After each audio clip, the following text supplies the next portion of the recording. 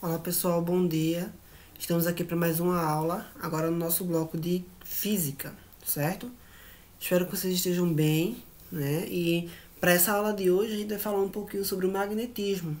O que é o magnetismo? O magnetismo ele se caracteriza como uma área da física que tem a capacidade de estudar ali, que vem estudar objetos que tem aí uma força de atração ou de repulsão, né, com relação a outros. Esses objetos a gente vai chamar de ímãs. Tá? Então, o objeto de estudo do magnetismo são os ímãs e suas capacidades de atrair ou de repulsar aí, seja outro ímã ou seja um material de natureza metálica. Tá? Então, essa capacidade de atração e de repulsão em um ímã, isso é gerado devido à formação do campo magnético que é produzido ao seu redor. Né? Então, dentro de uma força de atração de um ímã com relação a outro, ou uma força de repulsão do ímã com relação a outro, isso acontece devido aí à produção do campo magnético, certo? E esses ímãs, eles são divididos em dois grupos. Os ímãs naturais, como o próprio nome já diz, são aqueles encontrados naturalmente no ambiente, na natureza, certo? E são compostos por minério de ferro, tá? E o mais comum é o ferro magnético, denominado magnetita. E também temos os ímãs artificiais, que são aqueles que adquirem a propriedade magnética ao serem atritados com o ímã natural. Né? Então, são aqueles ímãs, digamos que, produzidos artificialmente. Certo? E dentro dessa questão dos ímãs, o princípio da atração e da repulsão vai acontecer de acordo com os seus polos. Nós podemos determinar que um ímã ele apresenta dois polos, o polo sul e o polo norte magnéticos, certo?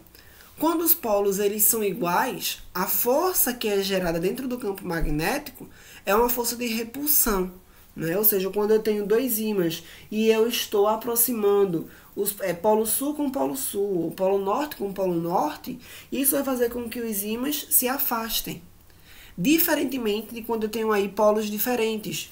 Né?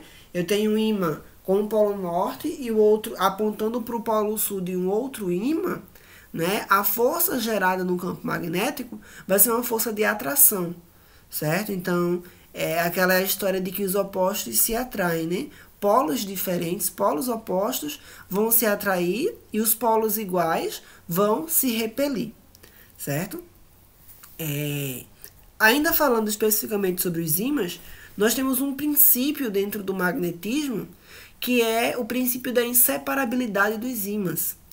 Partindo desse princípio que a gente tem aí um polo norte e um polo sul magnético para os ímãs, né? Quando a gente pega um ímã e fragmenta ele várias vezes, a gente vai ver que esse ímã sempre vai apresentar um polo norte e um polo sul.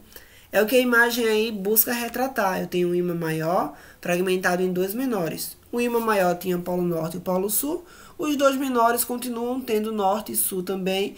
Esses dois menores são fragmentados em outros e assim vai. E a gente vai ter sempre essa divisão, essa existência de um polo norte e um polo sul. Ou seja, os polos eles são inseparáveis. Por isso o princípio da inseparabilidade dos polos dos ímãs. Certo? Falando agora um pouquinho sobre campo magnético, algo que a gente já pontuou lá no início, o campo magnético ele é caracterizado como a concentração de magnetismo que é criada em torno de uma carga magnética em um determinado espaço. Né? Então, como eu falei, a força de atração, né? Se o ímã está atraindo, se o ímã está repelindo, tudo isso acontece dentro de um campo magnético, né, que está ali gerado entre os seus polos, certo?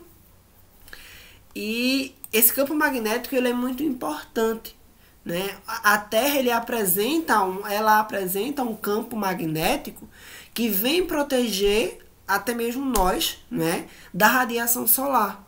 O Sol ele emite constantemente um plasma, uma radiação, e que se não fosse o campo magnético que a Terra apresenta, a Terra funcionando como um grande ímã, né, esse plasma bateria diretamente na superfície terrestre traria diversos prejuízos para os seres vivos, né? E até mesmo para a composição do próprio planeta Terra.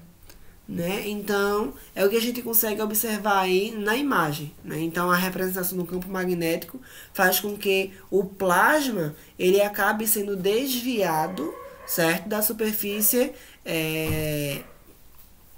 terrestre, certo?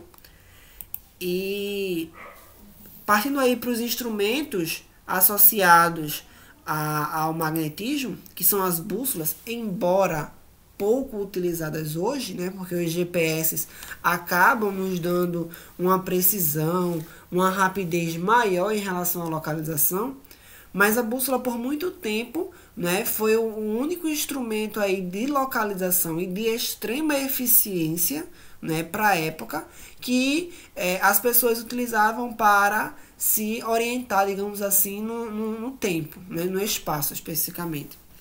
Então, como a gente viu, né, a bússola ela vai ter, digamos que um ponteiro magnético, certo?